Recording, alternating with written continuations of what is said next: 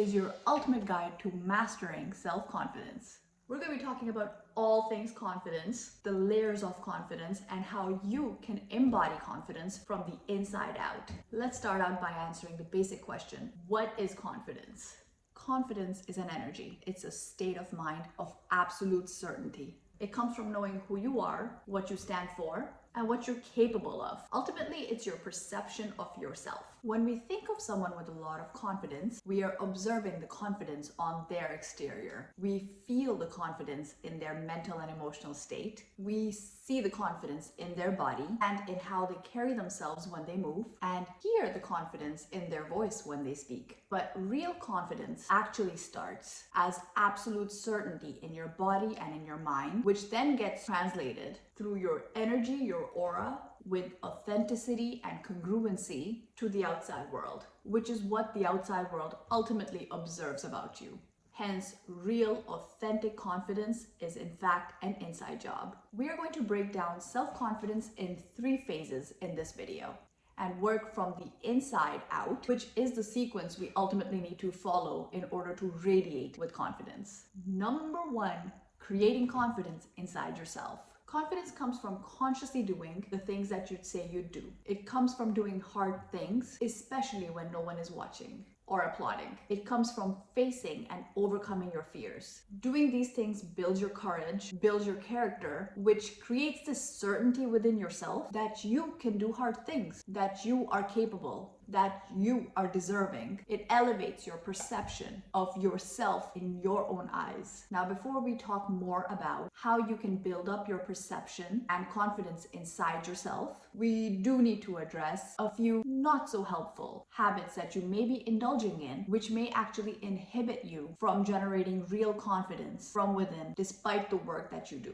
If you have patterns of regularly indulging in negative self-talk and being too critical of yourself, like focusing on your flaws, like falsely believing, I'm not pretty, I'm too big, I have a thick accent, I'm not very smart, there are other people so much better than I am. this negative self-talk can negate any conscious work you set out to do to help build your confidence. You have to first stop and cleanse yourself from this negative energy. And only then you can build the blocks of certainty, conviction, and confidence within yourself. If you do indulge in negative self-talk, chances are that you're focusing on the wrong places. You are not focusing on all the blessings that you have. Someone out there would give anything to be where you are and have what you have. You're a miracle, and you need to remind yourself to be grateful for your able body, your senses, the opportunities that you have, the people in your life that love you. You also have to remember that no one in the world has everything. Every single person is dealing with their own internal challenges. Sometimes they're visible and sometimes they are invisible. When you think your troubles are so big, you are forgetting about the biggest gift you have: the gift of life. The fact that you have an internet connection and are currently watching a YouTube video, it speaks a lot about how wealthy you actually are. I'm guessing you have a roof over your head, food to eat, a working, able body. You are a piece of the universe and are brilliant and magical. Once you realize the miracle that you are, you will realize that being self-critical, you're focusing at such a micro level. You need to step back, zoom out on your perspective of life. In the words of Tony Robbins, there is no room for negative emotions or negative self-talk in a heart that is filled with gratitude. Now, if you have practiced these patterns for a long enough time, they are built in strong and they are a bit hard to break. Some ways to break negative patterns is to disassociate them from yourself. One way you can do that is by journaling. You can write down exactly what you feel and how you feel it, and then disassociate yourself and read what you wrote and think about how it may be unreasonable and may not be true. Give yourself advice like how you would give advice to a friend. You can also use leverage to help stop the negative emotions. For example, you can set a 60-second rule. If a negative thought comes to your mind, You have 60 seconds to switch it and refocus. And if you do not refocus, you give $10 to a friend or donate it to a charity or take a cold shower. You get the drill. Now that we have addressed baseline thoughts, let's talk about building confidence by doing hard things and nudging yourself outside of your comfort zone. Think of people who you consider to be extremely confident, like elite athletes, media or political figures, or people you may know personally. All these people exude confidence the moment they walk onto the court, walk onto the field, the stage, or your living room. They are all confident for the same reason. They put in conscious work. They train, they practice, they face personal challenges, and they work everything out within themselves to overcome and to grow. This grows their self-perception, gives them a sense of accomplishment, raises their self-worth. It reminds them of their strength and resilience, which naturally translates into self-confidence. You, of course, do not need to be an elite athlete or a media personality to grow your confidence. Think of some areas where you have hesitance, some sort of a fear, and take conscious action to challenge yourself to grow a little in those areas. Like commit to exercising a few times a week if you don't. Take opportunity at the next social gathering you attend to express yourself. Bring up a new topic and share your opinion. Raise your hand in class to ask a question or answer a question. Make eye contact with a stranger and smile. Take part in small challenges like waking up early, eating healthier, reading a book, because all of these actions are for yourself, that are building your character by doing hard things, which are basically things that you don't normally do. Any conscious action which pushes you outside of your comfort zone will help you grow a little, which in turn gives you confidence. I'll share a personal story with you about my own experiences with self-confidence. Building my own confidence has been an ongoing project that I continue to work on. I always felt this strong desire within myself to be confident, to be relentless, to be fearless. Some of the things that I did consciously since I was in my teens in order to challenge myself and do things that made me nervous were to regularly participate in school talent shows, in dance competitions, run for student elections that I never really won, raising my hand in class to ask questions despite it being super uncomfortable, mustering up the courage to walk up to a stranger at a club and ask him if I could buy him a drink. True story.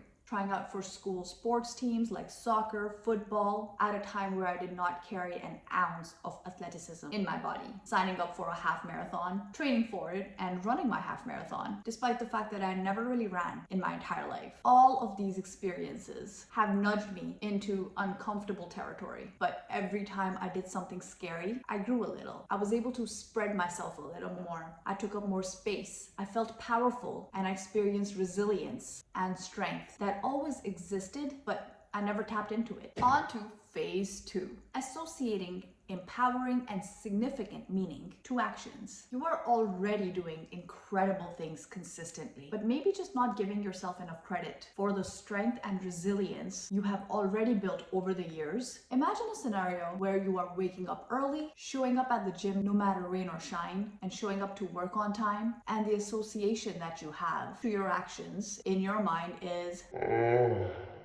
another day, another dollar. Can't wait for Friday. What's the big deal?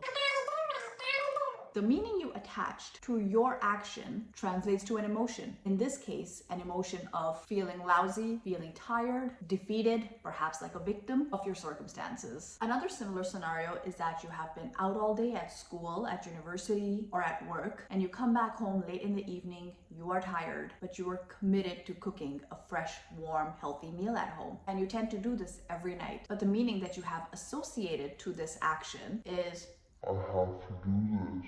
You gotta do what you gotta do. Gotta eat, right? duh. Now, instead, if you were to make no changes to your actions, but change the meaning to something significant and empowering, it would translate into empowered emotions like rain or shine. I'm there. I show up. I am committed. I am strong. This is who I am. I am Master Chef. I nourish myself with warm, home-cooked meals because that is what I deserve. I'm unstoppable. I'm relentless. I'm proud of what I'm able to do, rather than crashing on the couch and ordering takeout. By doing this, this, you will already have several reasons to feel absolutely certain. These empowered emotions and meaning adds legs to your table of confidence, strengthening your confidence further. This is how confidence becomes a state of mind, and it's real. Now, here's another really cool thing to take note of. Once you gain confidence in one domain, that confidence actually becomes a part of you. And now you are able to take that confidence to other areas of your life. For example, if you are committed to eating healthy home-cooked meals every day and take action to cook despite how you are feeling that day, that strength and that character that you have built has grown your core confidence. And now when you do something completely different, like say go to a social gathering, to a networking event, or have to give a presentation at work, you will feel more confident in those scenarios because you have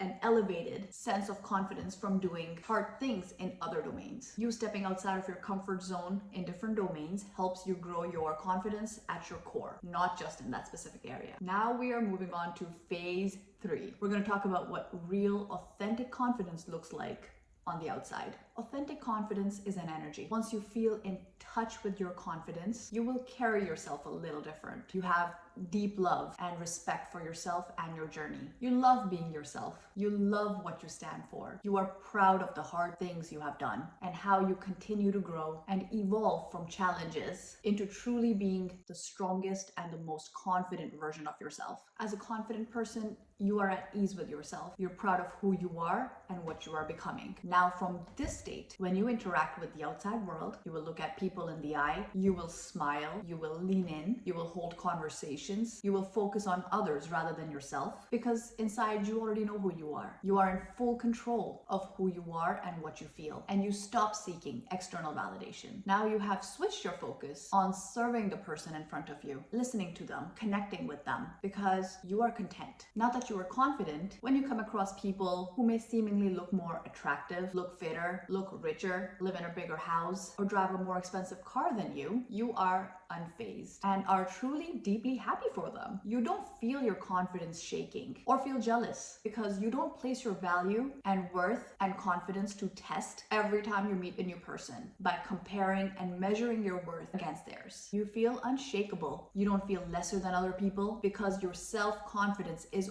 100% authentically yours. It's really solid. And you built it from the ground up. Real, true, strong, authentic confidence is firm, quiet, and kind. Truly confident people do not feel the need to show off or try to shove their accolades or achievements onto other people, because confident is firm, not arrogant. Arrogance is actually a sign of insecurity because arrogant people are seeking significance from people around them. They achieve their significance by putting other people around them down. So by comparison, they feel the most valuable, hence they derive a false sense of confidence from the situation. Real confident people want to see others rise and are genuinely kind and happy for others because they're just so damn confident in their own journey. Now, to close out this video, I just want to say that don't be afraid to look silly. Just know that everything that you do outside of your comfort zone, you are nudging yourself and your confidence to grow. Don't be afraid to make mistakes, take risks, and also don't take yourself so seriously. Definitely don't try to fit in, and stay true to your own journey and growth. And that brings us to the end of this video. I hope you enjoyed the video. Don't forget to subscribe and comment, and I'll see you in the next one.